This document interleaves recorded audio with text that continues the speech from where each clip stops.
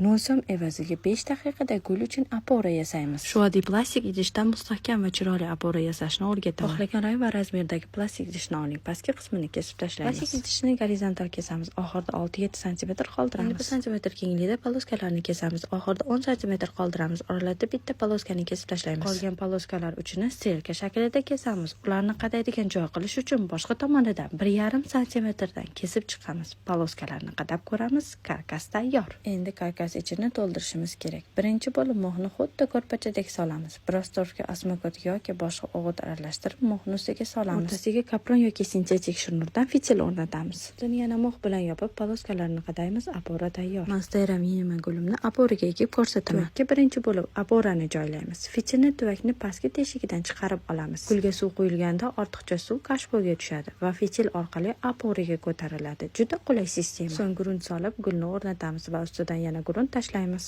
Bunday o'simliklarni aporada o'stirsangiz barglari yirik va chiroyli bo'ladi. Mana tayyor. Bahoyingizni yozib qoldiring. Like va follow bosishni unutmang. Menda hali ko'p foydali lifehacklar bor.